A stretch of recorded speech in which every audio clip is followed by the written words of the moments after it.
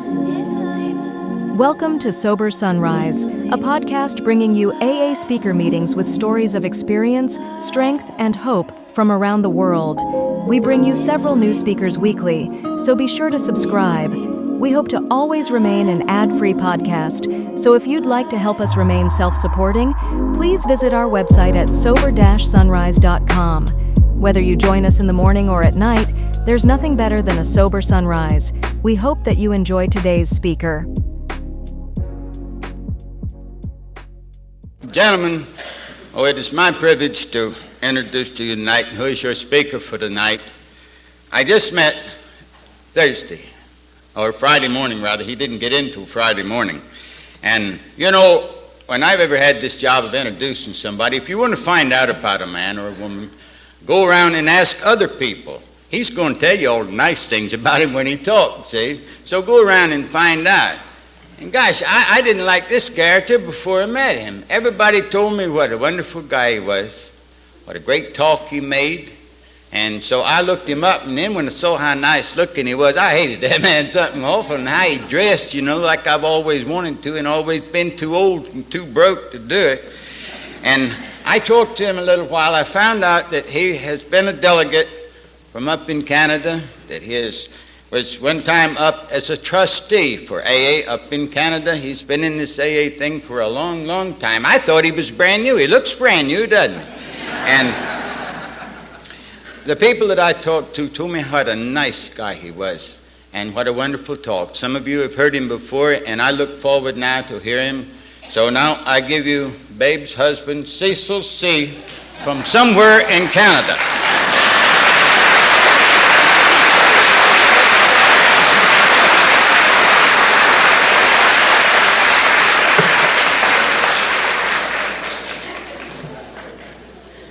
Back in Canada, we usually fill the glass for the speaker.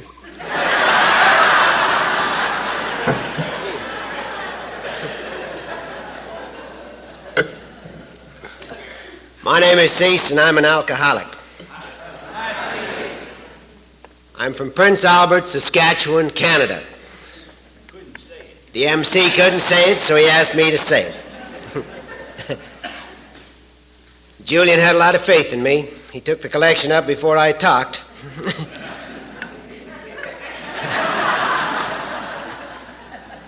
But I knew it was a success the moment I saw Isaac coming down the way with that grin on his face.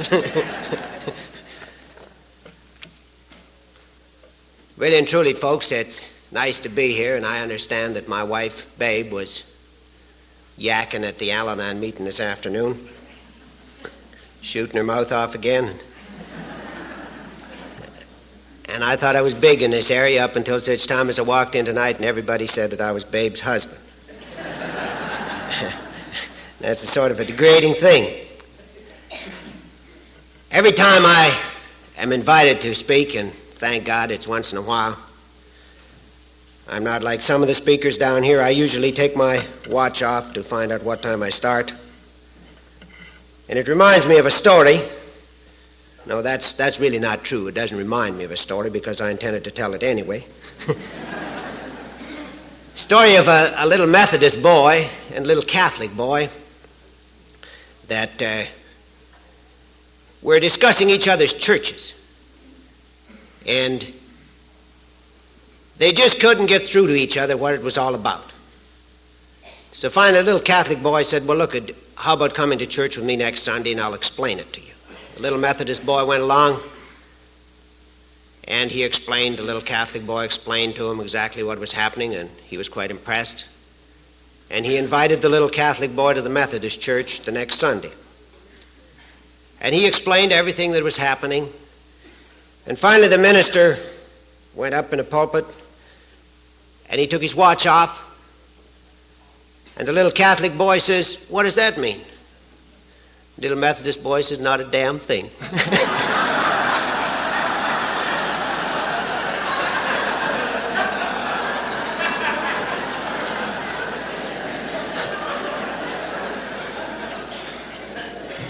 So I hope that my watch will mean something. I've been roaming around here for a couple of days, and people would look at my badge and they would look the second time and they'd see Saskatchewan written on it, and they'd look at me kind of funny. And I heard different people say, "Who is the Canadian speaker? We understand we have a Canadian speaker." And I tried to introduce myself a few times, and people would say, "Welcome to Blackstone," and I can understand why you're impressed with Blackstone. They never let me tell too much about Canada. They just told me about Blackstone.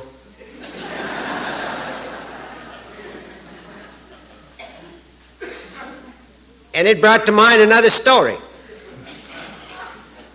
about a dear old lady, and Arbutus didn't understand this story when I told it in Texas 3 weeks ago, so I'm telling it again. But a dear old lady that bought a parrot. And she bought this parrot, she paid a lot of money for it, and she took it home, and she found out that the parrot couldn't talk. And she set about trying to teach this parrot how to talk. And finally she got the parrot to say 3 words. And those 3 words were, "Who is it?" And all day long the parrot would talk, but all it would say is, "Who is it? Who is it? Who is it?" And the dear old lady, she got a little uptight once in a while about this, but she was so proud that she had taught this parrot how to talk, she didn't say too much about it. She was kind of proud of herself. One day she went downtown, and while she was downtown, a knock came to the door, and the parrot says, "Who is it?" The voice came back and says, "It's the plumber." The parrot says, "Who is it?" He says, "It's the plumber." The parrot says, "Who is it?" And he said, "Look it, it's the plumber, Plumber, plumber." The parrot says, "Who is it?" And the dear old plumber, he said, "You asked me to be here today. I told you I couldn't come until tomorrow. You told me it was an emergency. Now open the door and let me in. Let me get the job done. Let me be on my way." Parrot says, "Who is it?" And the dear old plumber, he wasn't on the program. He didn't know much about Serenity or anything. And he got so mad and so uptight that he just fainted dead away. And he's laying down there in front of the door, and the dear old lady comes home, and she looks down, and she said, "Who is it?" And from the voice comes out from in the house, and it says, "It's the plumber."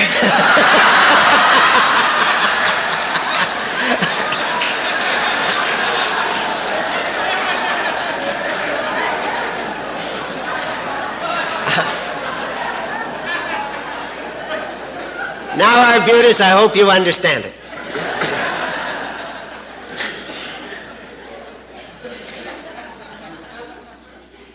I first of all would like to thank the Board of Trustees for inviting me here when I received a phone call about 4 weeks ago asking me to pinch hit for Chuck Chamberlain. I was quite impressed with myself. The fact that they thought I was good enough to do that, but I was supposed to come in the spring, and Chuck was supposed to come in the fall or something, and he couldn't come, and I'll go anywhere if they'll let me speak, so I'm here. But I'm very grateful, and I'd like to thank the Board of Trustees on behalf of Babe and myself for inviting us to Blackstone. And anything you say about Blackstone is true. It's just been a wonderful experience for both of us. And I want to thank each and every one of you for making our stay just so wonderful. And from the moment that we arrived here, late, at 2 o'clock in the morning on Friday morning, everybody has treated us so wonderful. I don't know whether or not we want to go back to Canada, because they know us back there and they don't treat us that well. And then when the program started last night and Phil talked, did such a magnificent job this morning, Arbutus and Dave, and I know that every one of us lived those moments with them. I've had a certain feeling, and tonight I went out and I sat for a moment out under the cross, And if any of you haven't had that experience, please go out and sit there for a moment, because it's an experience that I believe people in AA are privileged to have and privileged to understand, because it just gives you that certain something that I've heard so much about what happens to you in Blackstone, and now I know.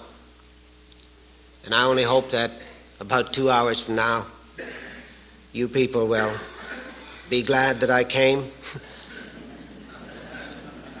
and that they will go on saying such wonderful things as they've said about me.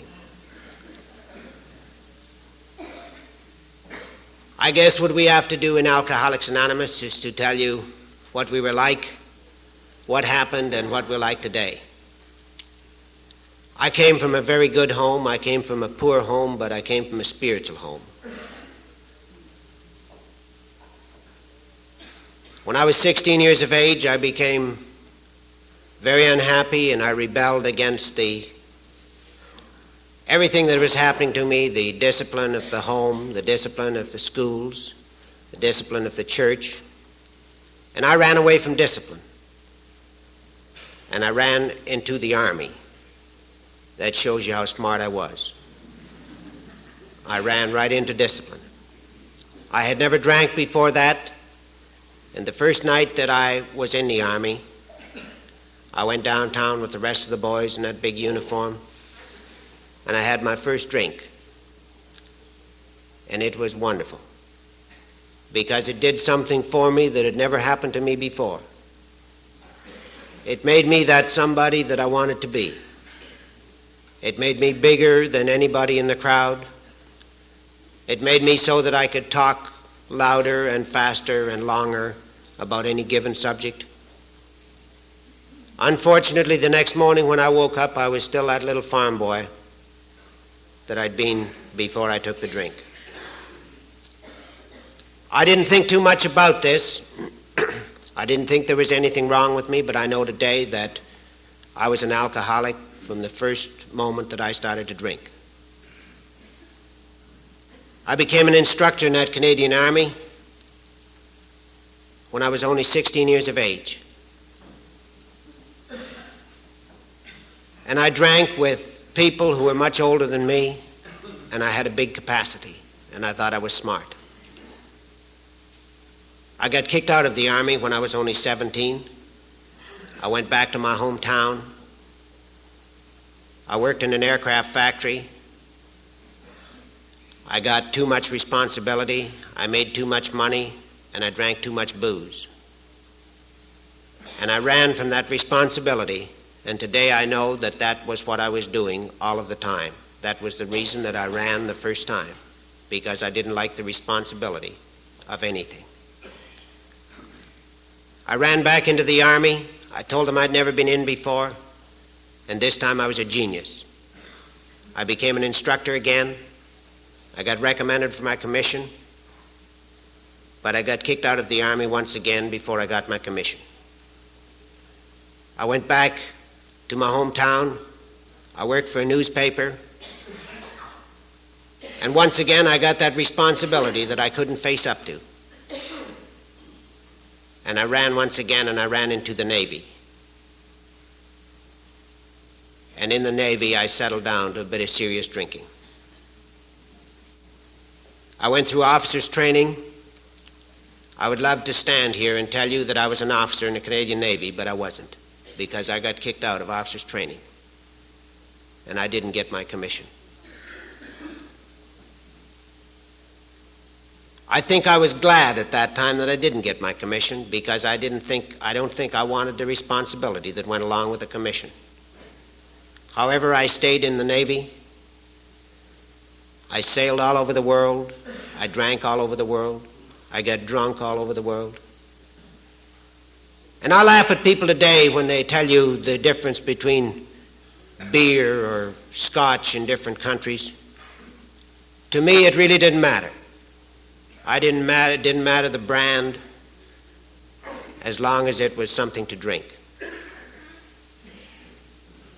And I think that's the difference. I got married when I was in the Navy. Thank God, to the same little gal that's with me on this weekend. And I wish that I could tell you that I led her a happy life, but I didn't.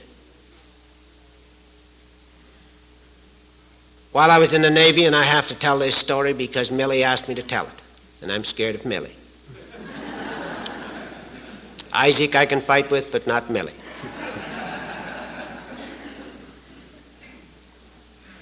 And I can tell this story in the United States because you people are part of it. I was a gunner on a merchant ship, and I sailed down into the South Pacific. And one of your ships was torpedoed down there in Melbourne, Australia. It was towed back into Melbourne, Australia, and we were the only ship that was empty. And the government ordered us to take your tanks up to New Guinea.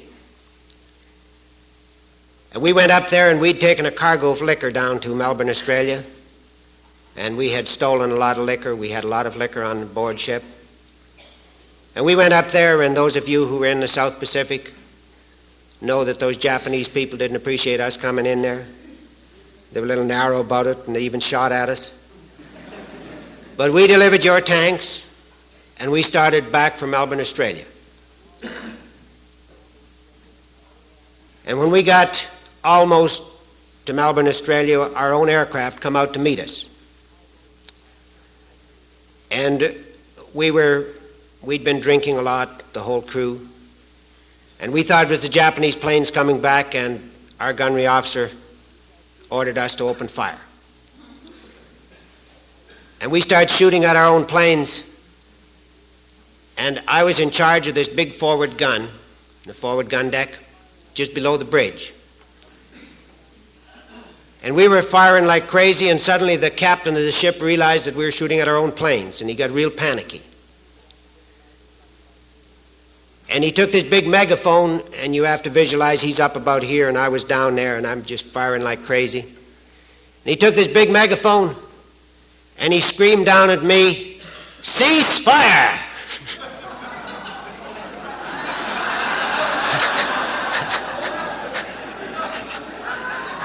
And so I fired.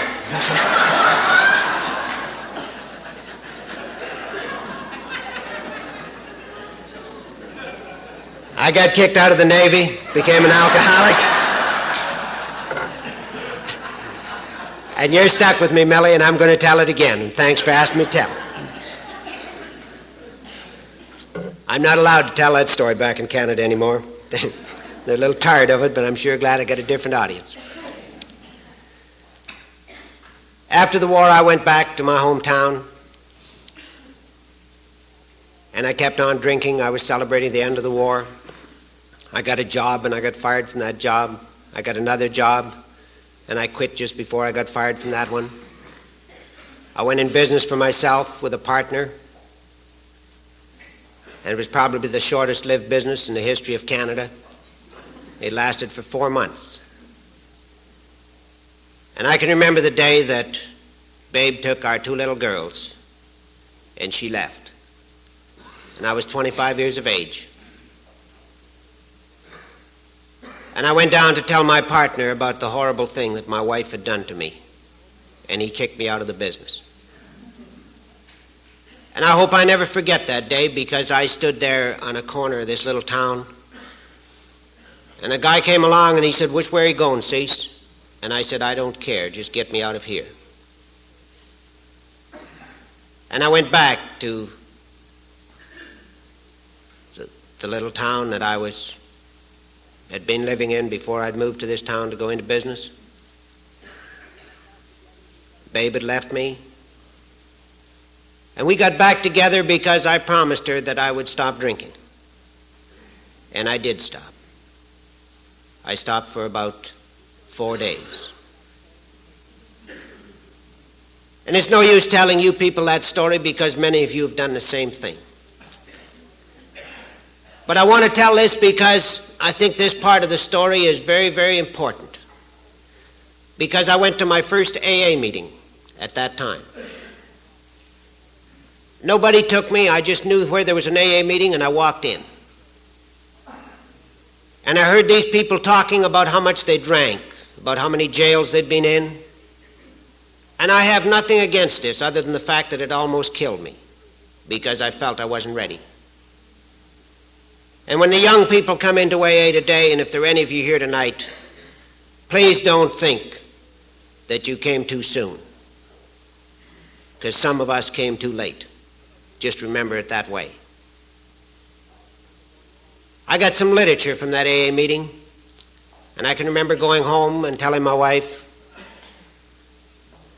and I can remember a chap next door coming in to talk to me. And I told him about joining Alcoholics Anonymous. I was going to join Alcoholics Anonymous. And he told me just exactly what I wanted to hear. He told me I wasn't bad enough to do that. He was a friend next door who criticized me when I drank, but he didn't want me going so far as to join this horrible thing called Alcoholics Anonymous. And he almost killed me. I went back to drinking. Thank God I only lasted for 2 years. The last year of my drinking, I became a fighter. That year, I think I had 17 fights, 17 knockouts, and I lost them all. None of them were in rings. They were all in bars or anywhere I could find somebody to fight with, because I was a negative thinker, and I was a rebel, and I was mad at the world. And you people know what I'm talking about. I talk about fighting because it was fighting that brought me to Alcoholics Anonymous. The last night that I drank, I got in a fight with a man that weighed 265 pounds. I was in a poker game with him. He didn't like the fact that I didn't have enough money to pay off a debt. He was a little narrow about that. And he looked pretty small to me because I was drunk. And he almost killed me. And to show you how I was respected in the city at that time, he knocked me down on the cement floor. And the people that I know today and associate with and rub shoulders with, they just left me laying there, and none of them picked me up. They just stepped over me. The next day, I went to a doctor. And I know that some people criticize doctors, but this doctor saved my life. He put me in hospital, he built me up physically, and he sat down beside my bed, and he said, "Cecil, I have done everything that I can do for you. I have built you up physically, and now the rest is up to you."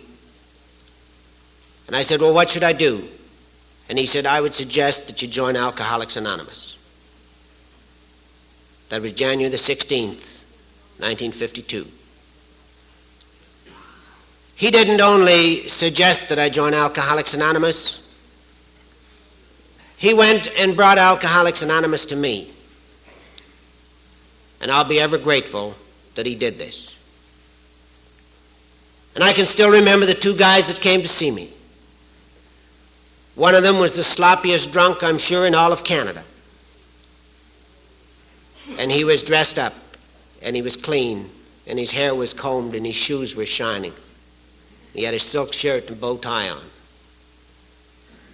He didn't have to talk. All he had to do was stand there. But he talked. And he told me what you people had. The other chap was a chap that I'd been in the army with.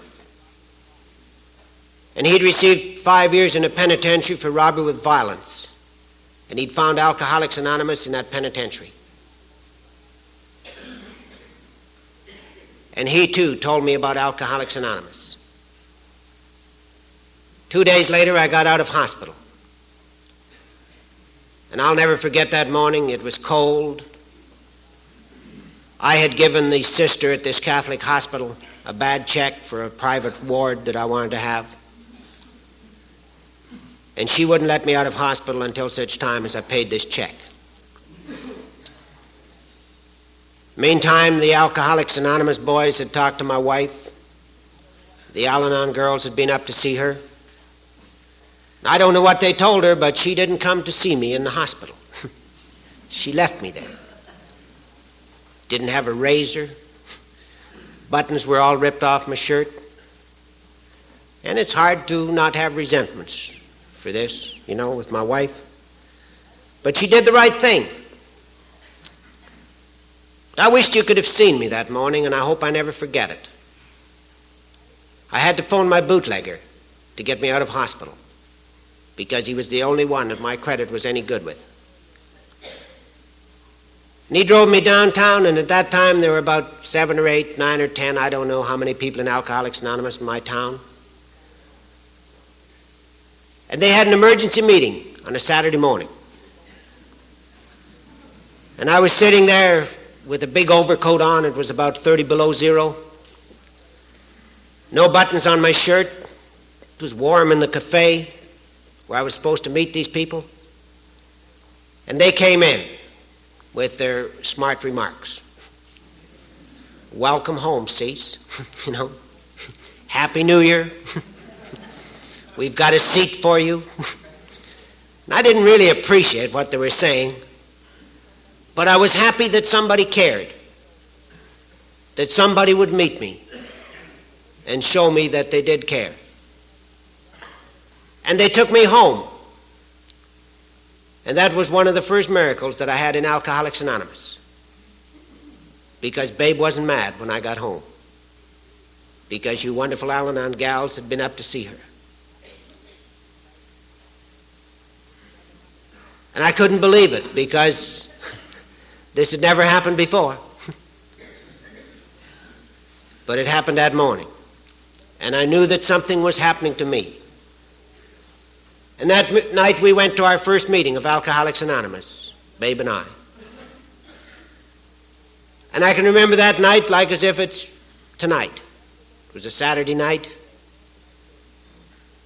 And I can remember those dear people playing stupid games like pin the tail on a donkey. They had a little social, and they were doing all of these stupid things. And really and truly, I thought some of them had been drinking. I even sniffed some of them. After the social, they had a meeting. And it was a good meeting.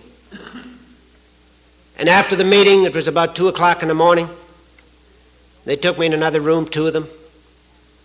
And they said, Cecil, there are no musts in Alcoholics Anonymous, but there's a meeting tomorrow morning at 8 o'clock, and you must be there.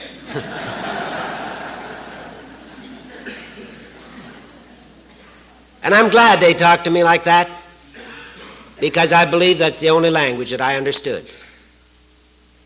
And thank God I'm still going. I've never stopped. I was the youngest member in Alcoholics Anonymous in our town. And this was good for my ego. They patted me on the back. I broke my anonymity many times in a small town of 28,000 people, telling the people how bad I was and what had happened, and I got some more pats on the back. The older members would say, Cecil, you're doing real good. Just keep it up. Everything's going to turn out fine. And I was real happy. And then all of a sudden, something happened. Some newer members start coming to Alcoholics Anonymous. And they forgot about Cecil. And this is a horrible thing to happen to you. And I know it's happening to some of you right now. I became what is known as a middle member. You're like a hole in a donut. You're nothing.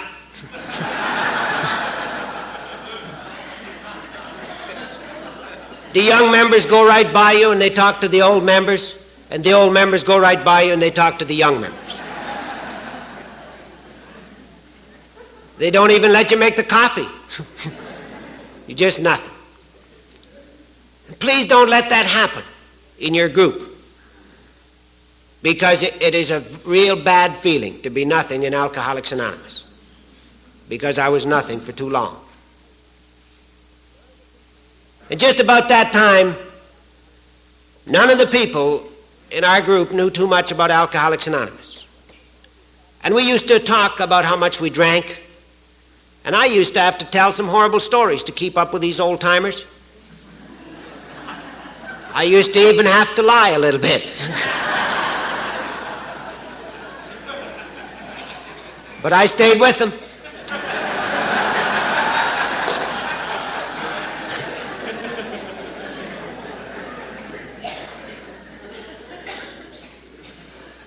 But suddenly there became a void in my life. A void that I couldn't understand. And I didn't know what was happening to me. Thank God, just about that time, we had a chap in our group. His name was Ernie. Ernie's now dead. He died 2 years ago of a heart attack. And we asked Ernie if he would chair the next group of meetings for 3 months. And Ernie said, I will chair if we will do what I want to do. And we said, what is that? And he said, I want to go through the steps. I want to start at step 1, and I want to go through the steps, and I want all of the group not only to go through the steps, I want all of the group to take the steps. And he said, I don't care if the Queen of England comes into Alcoholics Anonymous. We are not going back to step 1. We are going to sponsor them until such time as we get back to step 1. And we thought he was a little bit punchy, but we let him do it. That is the greatest thing that ever happened to me. Because I took a look at step 1. We admitted we're powerless over alcohol, that our lives had become unmanageable. I knew that I was powerless over alcohol, but I had never looked at the unmanageability of my life. And I'm not talking about when I was drinking, I'm talking about when I was sober. When I came to Alcoholics Anonymous, I owed $6,200. I didn't owe $6,200 for a car, a house, a Chesterfield. I just owed $6,200. I had nothing to pay it back for. I had a boss who was very good to me, and he took me to the bank, and he endorsed my note, and he made Babe and I sign a paper that we would never charge up anything again. We'd pay for everything by cash. This fellow wasn't an alcoholic. And we signed the paper, and about 2 years later he bailed us out again for about $7,500. For you see, I was trying to buy my way back into society. I was trying to buy my way back into my family. And I had an unmanageable life as far as money is concerned. Now, I know this never happens to anybody in the United States. But I mention that this happens to some alcoholics up in Canada. And I had that unmanageable life. And I learned it by studying and doing step 1, the way it's supposed to be done. And we went on to that beautiful step 2. And it said, came to believe that a power greater than ourselves could restore us to sanity. And I was one of these people. I told you I came from a spiritual home. I'd gone out in this cruel old world, and I'd started to run the show by myself. I had lost faith. Thanks to those people in that group, the people that were older than me, both in age and in Alcoholics Anonymous. They took me by the hand and they explained this step to me, and we studied it from the book. I didn't like the word restore me to sanity, because my idea of being restored to sanity was I must have been in a mental hospital. I'd never been there. So why should I try to come back from somewhere I'd never been? And this bothered me. And then one of the dear people in my life, he said, cease, think of your insane thinking. Think of your negative thinking. And he said, I think you will realize that you were and still are insane. And to show you how insane I was, I can remember one time going to Saskatoon, Saskatchewan. Now that's something if you want to practice. It's about 100 miles from where we live. And I can remember going there for an interview for a big job. I always got big jobs. And I went to another hotel, not the one where I was supposed to have the interview. And I got drunk. I never had the interview. I went home, and Babe said to me, "How did you make out?" And I said, "Real good. I just have to wait for a letter." Now, there's nothing wrong with telling a little white lie like that. You've all done that. But when you start going to the mailbox every morning looking for the letter,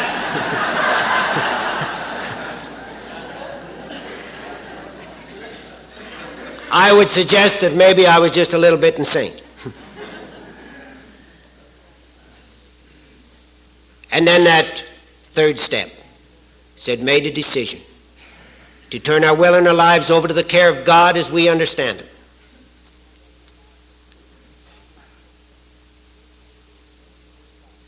I didn't like that step because they mentioned the word God. And once again, this man came to me and he said, "Look at Cecil, you had an unmanageable life. In step 2, you found a manager. In step 3, all you have to do is turn your will and your life over to the care of this manager." Thank God I was stupid. Thank God I didn't try to figure anything else out. And please, if any of you are having problems, whether you're in Al-Anon, Alcoholics Anonymous, Alateen, or wherever you are, please be stupid and do this, because it saved my life and it's got me here tonight. Because I've seen so many people who are so intelligent, and they're so intelligent that they're stupid and they don't know it.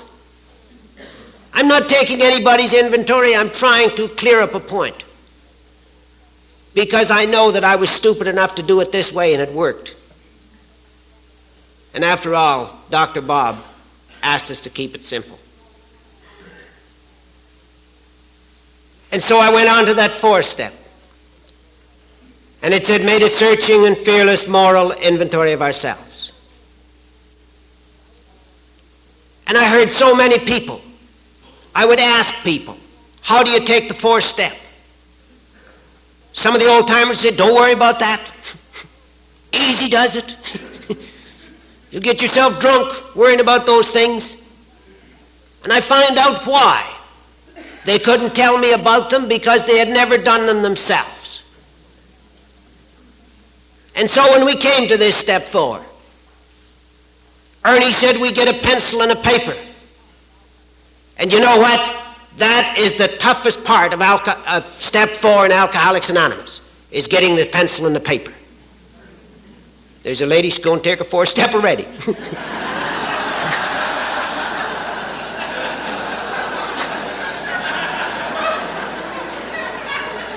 Didn't realize I was that powerful. But this step 4, I love to talk about it because so many people push it aside. And it's so important, because every one of us can go out tonight and we can take everybody else's inventory and we can do a real fine job of it. But we can't seem to get that little old pencil and paper and do it for ourselves. Now, I'm talking to Al-Anon and I'm talking to Alcoholics Anonymous. I'm not letting any of you off the hook. And I'm going to give you an easy way to take your step 4. If some of you are having problems, and I hope that you've all taken it. Tonight when you go to that sweet little room, and we might as well do it when we're in Brownwood because we say we get all of these things here, or I'm sorry, Blackstone. We might as well do it right now. Get a pencil and a paper and think of the person that you dislike most in the world. You know, the brother that got all the money, the sister that got all the breaks, the guy at the job who got all the promotions. I don't know who it might be, but there's somebody out there that you dislike. And start writing down what you dislike about them.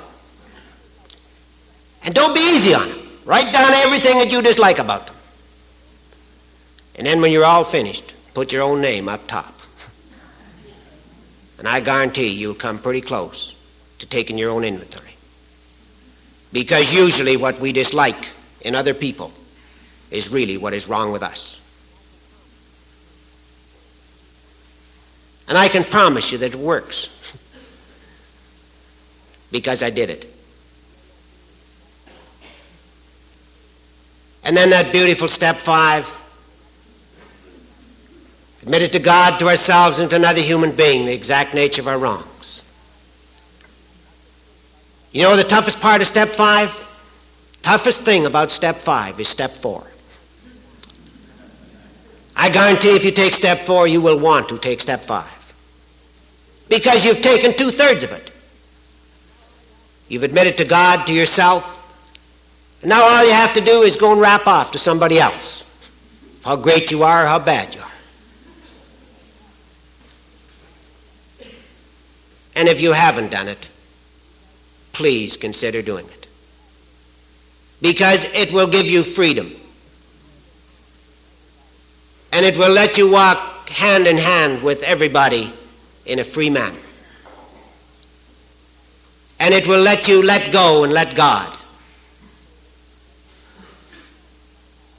And I can say this because I know, because it happened to me.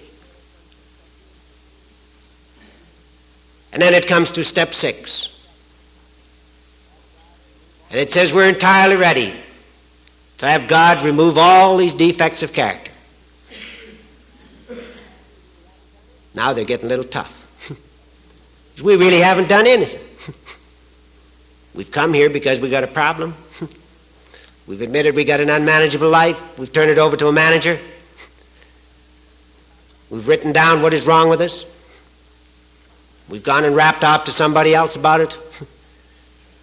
And now they give it to us. And they say we're entirely ready to have God remove all these defects of character. If you go to your 12 by 12 and read it, it says this is the step that separates the men from the boys. Try it. It's beautiful. And then step 7 says, humbly asked him to remove our shortcomings. I didn't know what they meant when I came to Alcoholics Anonymous when they talked about humility. I hope I never really know what they do mean. I found out my own little definition, and it is the ability to stand and the willingness to kneel. For you see, I was one of these people that came to Alcoholics Anonymous. I told everybody how to pray. I told them to pray standing up, walking down the street, riding horseback, riding in airplanes, driving their car, driving their tractor, whatever they might be doing. But I never, ever told anybody to pray by getting down on their knees, because I couldn't get down there myself. Thanks to dear old Shy Walker, good friend of Willard and I's. I imagine that many of you people knew Shy. He's now dead. Shy was a New York delegate with us when we were delegates to a General Service Conference, I believe in 1957. And Shy told us about how he had a difficult time getting down on his knees. And he told us how he came out of a prison. And he told us how he had these high-top boots. And he told us how one night by mistake he kicked the high-top boots underneath the bed. And when he got down in the morning to take these high-top boots from under the bed, he thought he'd better say a few words while he was down there. And he told us how every night he used to kick the high-top boots under the bed. Some of you may laugh. Some of you may think this is ridiculous. That was the greatest words that I ever heard up until that time in Alcoholics Anonymous, because Shy taught me how to get down on my knees, and I know that it works.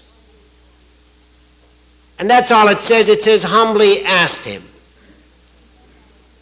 But I would imagine that if we interpreted it some other way, it would mean that humbly prayed to God, humbly asked him to remove our shortcomings. And I know if we do it that way, that it will work. And then it says, made a list of all the people we've harmed. It comes with another list. And became willing to make amends to them all. I can imagine that when you ladies go to the grocery store, that you make a list. Why is it when we're operating in the greatest business in the world, the business of living, why is it that we want to argue with this? Why is it that we say we've made a mental list? All it asks us to do is to make a list of all the people we have harmed and become willing to make amends to them all. Just become willing. They talk about willingness again. I would suggest that you don't look at step 9 when you're doing step 8. Because step 9 says, made direct amends to such people wherever possible, except when to do so would injure them or others. You know, the toughest amend that I had to make, I didn't have any problem paying that money back. I had a good job. When I first went to AA, as soon as they found out that I had a good job, they made sure that I was started to pay it back because they phoned me every day. I don't deserve any credit for that. The toughest amend that I had to make was a lousy $3 amend. And I'll tell you how it happened, because I'm sure that some of you people here tonight may have one too. One time I was sitting in a bar back home, a beer parlor we call it, and I was running a punch board. Now, I'm sure that some of you people are familiar with punch boards. We have to buy them from the United States. We can't get them in Canada. And I was sitting in this place, and business wasn't too good because I was the only one in there. I always drank in high-class bars where nobody else went. A couple of fellas came in, and they asked me if I wanted a beer, and I told them that I'd forgotten my wallet, and I was just sitting around waiting for some people. They bought me a beer, and then they asked me to go to the hockey game with them. Once again, I told them I didn't have any money. And they said, well, come on, we'll pay your way in. They were friends of mine. And they picked up 12 bottles of beer, what we call a 12-pack. And they put me in the back seat with the 12-pack of beer. When we got to this hockey game, they said, lock the door, Cecil.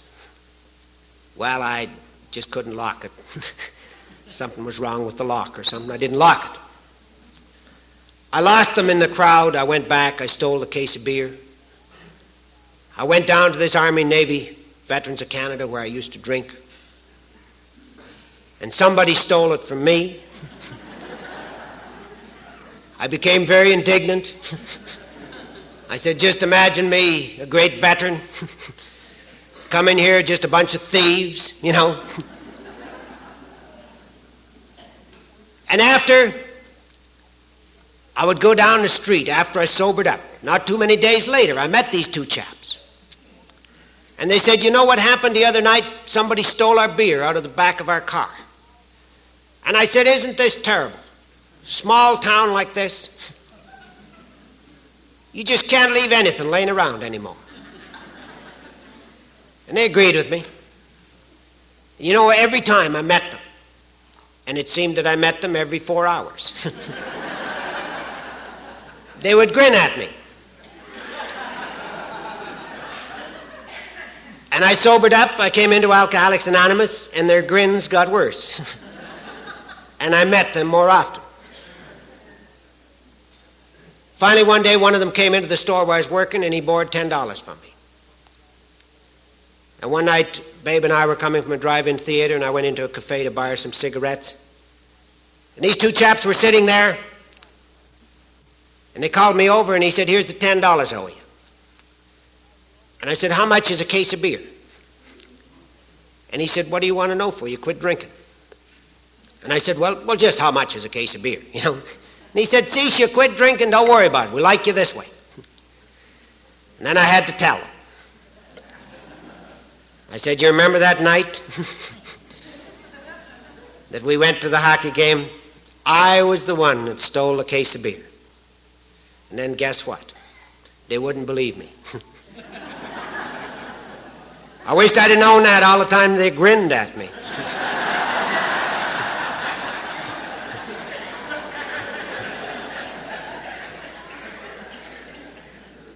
And I dropped the $3 and went on my way. Now you may say, that didn't sound so difficult. Well, if you happen to have a $3 amend to make, where you have to admit that you're a thief, you have to admit that you're a phony, because I had told them all about these horrible people that lived in our city, that went around stealing things out of cars. This is what I had to do in step 9. So what did this do to me? I believe that we're all very self-centered people. And I believe by taking these steps in sequence that it whittles us down to size and makes us know what we are and where we really came from. And this is what step 9 did to me. And that little $3 amend, believe me, it did a lot for me. You know why it did a lot for me? Those 2 fellows still live in Prince Albert. I still meet them a lot. They still grin. And guess what? I grin back. And that's really the object of the exercise, isn't it? So if you have any of those little amends that are eating you out here, do them. Some people say, if I did those things, I might get drunk. I'll let you in on a little secret. If you don't do them, you might get drunk as well. And then it came to that beautiful step 10.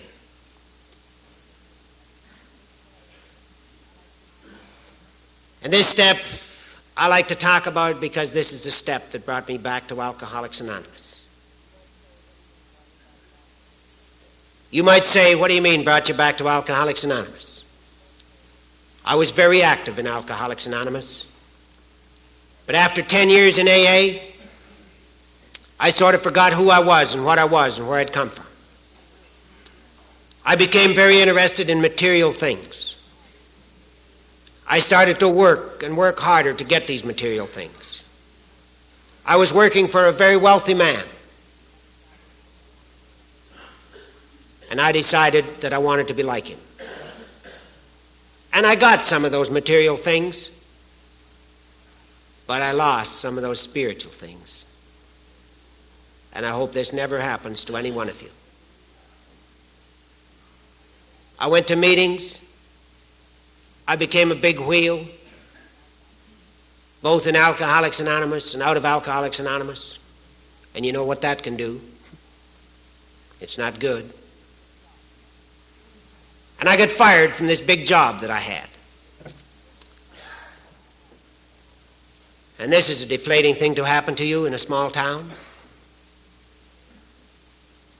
It sort of punctures your ego. And to show you how sick I was scared to go downtown because I thought everybody would say, there goes C. Scorigal, he just got fired. I found out many, many things since then. I found out that a lot of people didn't even know I worked at this place. And I find out today that none of them know that I got fired. But we become so self-centered that we think the whole city is looking at you. About that time, I have a little cousin. And I'd like you to say a little prayer for Fern. She, too, is in Alcoholics Anonymous, and she's dying of cancer. And she came from the West Coast, and I don't think she just came, I think she was sent. and she came to visit me. And I can remember one day going down to see her. And I had on a brand new suit. I thought I was looking great. And I went up to this little gal, and I said, "Well, kid, how do I look?" And she said just a few words, and I'm going to share them with you. She said, "You look real good on the outside, Cecil, but how are you really on the inside?" I was going away to a conference about 600 miles from the city of Prince Albert, and a dear old man who died last year, he was 82 years of age. And I don't think it's any accident that he came and took me to that conference. I think that he was sent once again to guide me. And he didn't talk. He let me drive the car. And I took a look at step 10. Continue to take personal inventory, and when you're wrong, promptly admit it. I went up to that little roundup. I drove another 600 miles into the city of Winnipeg. I was trying to plan my future. I spent a couple of days in a hotel in Winnipeg, taking a look at Cecil. And thank God I did, because it brought me back to Alcoholics Anonymous. I'd never been away in body, but I'd been away. And I started doing the things once again that I should do.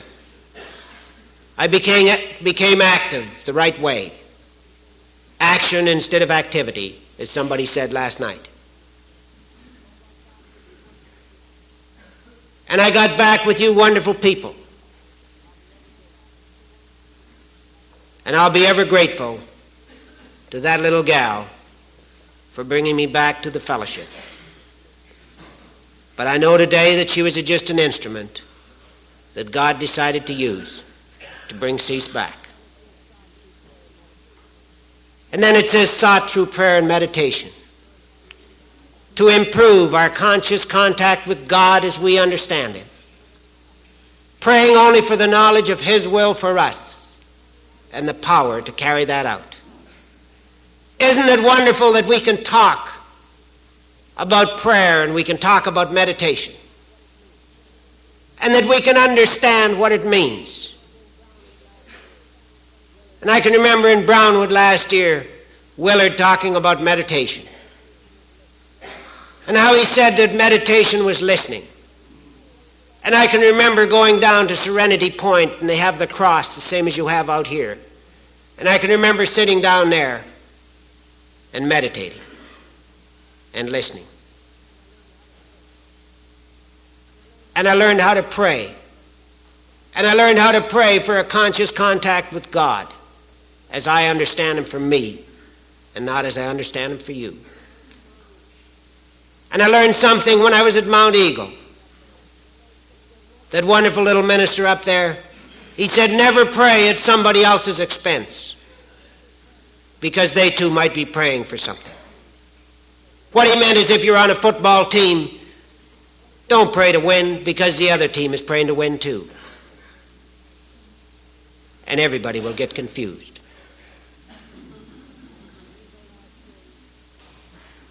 A year ago last spring, I was a trustee nominee from Canada. And I can remember the day of the election in New York.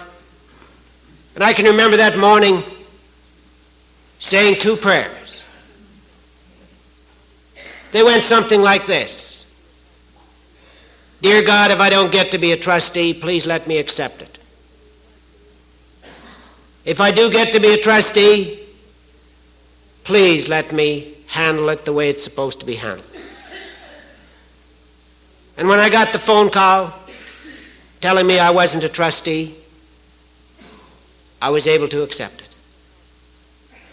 And I was able to offer help to the man that got to be trustee.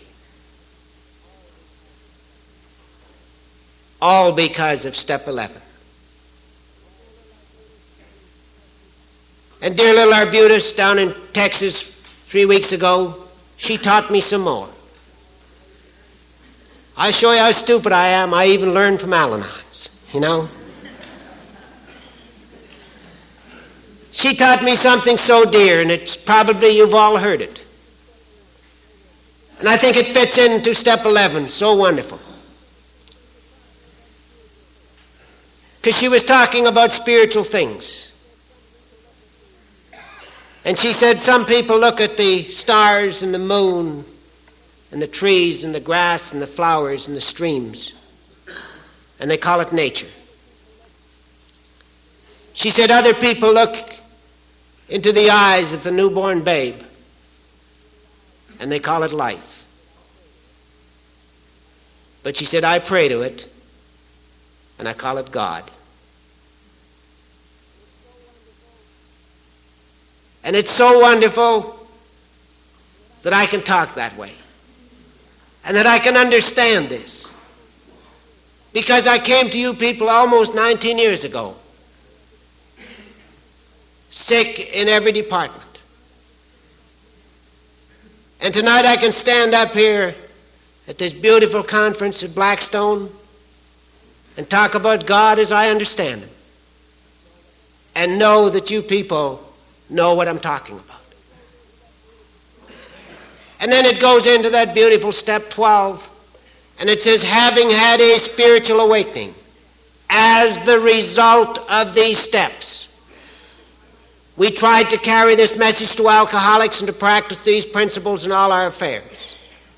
Having had a spiritual awakening as the result of these steps. So many people say to me as I go around the country, how do you have a spiritual awakening? It tells you in the book. Having had a spiritual awakening as the result of these steps. I'll make a deal with any one of you in the room.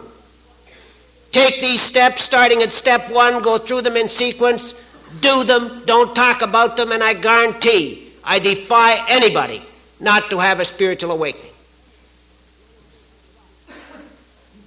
And then it says we tried to carry this message to the alcoholic that still suffers.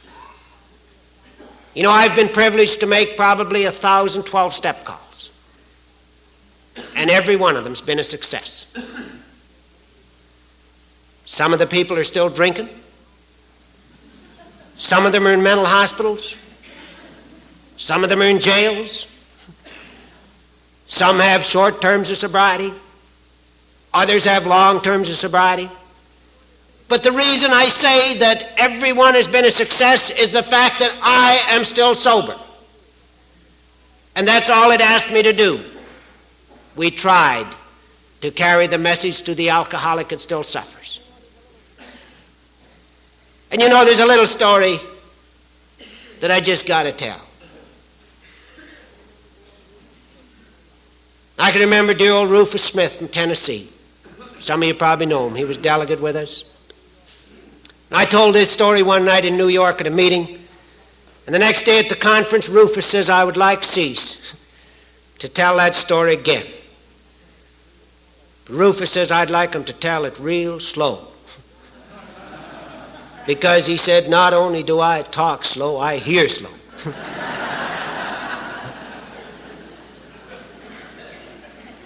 And this story is about a young member of Alcoholics Anonymous. And one day he said to an older member, he said, I'm going to quit Alcoholics Anonymous. And the old member said, well, why are you going to quit? And he said, well, when I came to Alcoholics Anonymous, they told me there was nothing to do. They told me to just come in. Told me there was no work. Told me there's no dues or fees. He said, just come. That's what they told me. He says, now they want me to go on 12-step calls. They want me to go and sit in hospitals. They want me to visit penitentiaries. They want me to throw extra money in the kitty for somebody that's having a birthday. They want me to throw extra money in the kitty out at Blackstone, you know, when they take up the collection. They want me to throw extra money in the kitty to send off to General Service Office. And he said, I'm getting sick and tired of it, and I'm going to quit.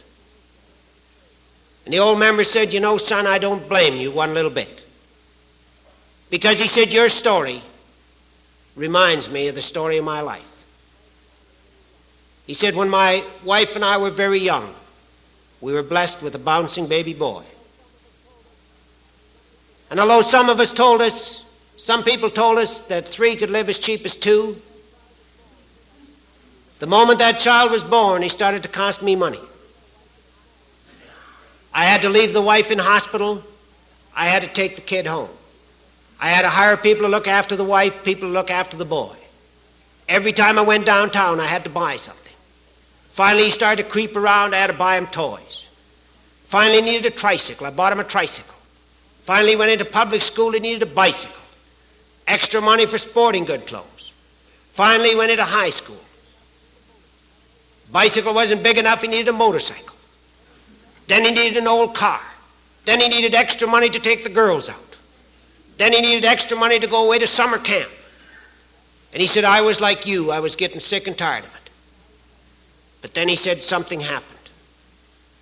In the final year of high school, that boy of ours died. And he hasn't cost us a penny since.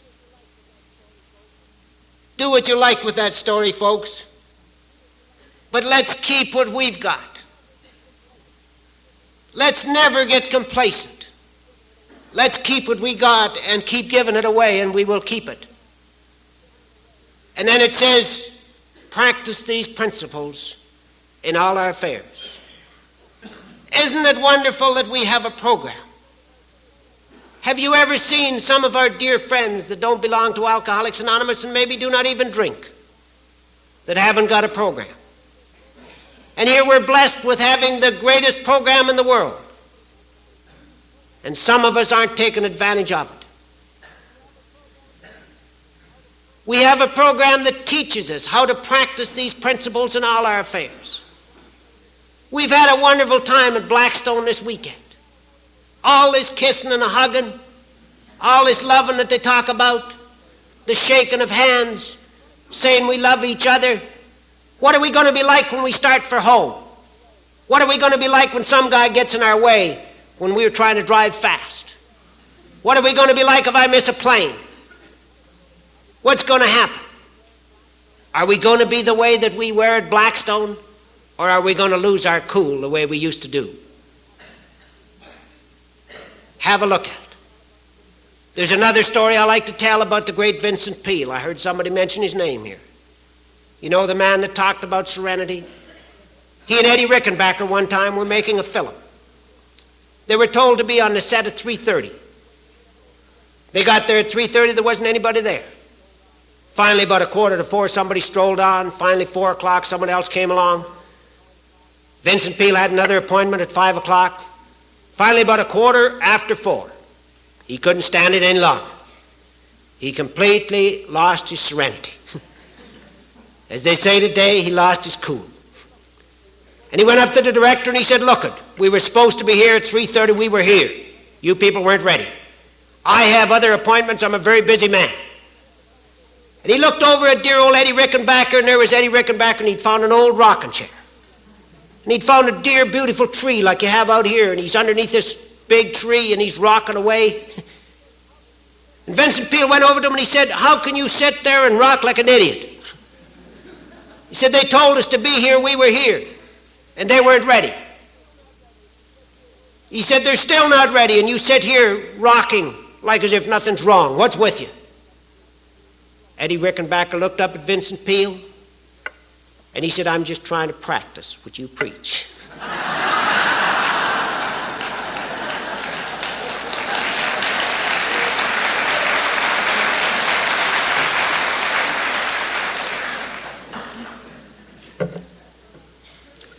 So let's try to practice these principles in all our affairs. We'll fail, sure we'll fail. But at least we have the opportunity that we know. That's the horrible thing about Alcoholics Anonymous. We know the difference now, and we have a choice between right and wrong. Whichever way we go, it's up to us. You know, I'm going to leave here tomorrow night. I'm going back to Canada, a much wealthier man, for what I've received at Blackstone. And I know that my wife, Babe, is going back the same way. because of you people. Because we know that you love us as much as we love you. And isn't this so fantastic that we can come probably 3,000 miles and be invited here and be treated so great by many of you people who've never seen us before. I can't promise you that this is going to happen to every one of you in Alcoholics Anonymous or Al-Anon, but I guarantee that you will find that love and understanding that I have found if you do certain things and if you're stupid like I was. And babe, and I want to thank you for your hospitality. And if ever any of you learn how to pronounce Saskatchewan, you don't really have to pronounce it to come to it. We have a roundup there at the end of last weekend in May. It's always the last weekend in May. And it's a wonderful do. And I'd like to invite every one of you there. We can handle you. It's not like this place that we kick some of you out. We take you all. Can't promise you a bed to sleep in, but you're welcome to come along. And I'd like to close with a little story. Story of a great actor that was asked to say the 23rd Psalm. And he went home and in front of a mirror, he rehearsed this 23rd Psalm.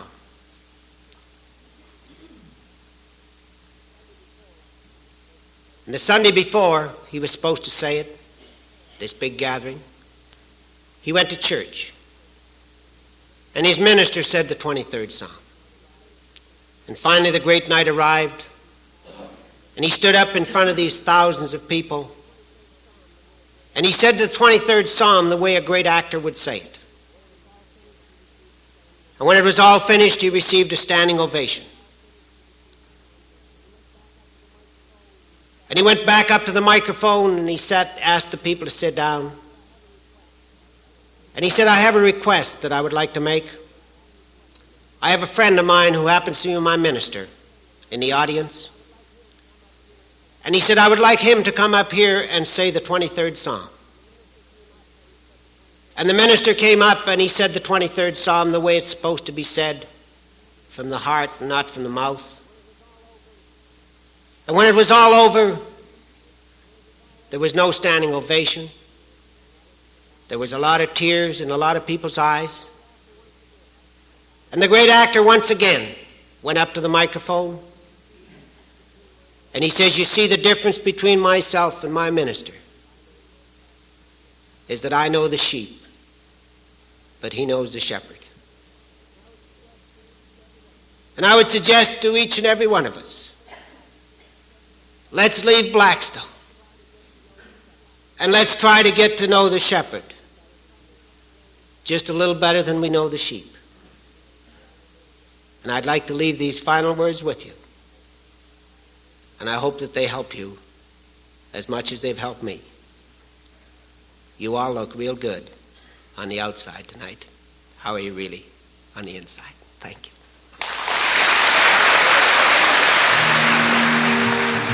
Thank you for listening to Sober Sunrise. If you enjoyed today's episode, please give it a thumbs up as it will help share the message. Until next time, have a great day.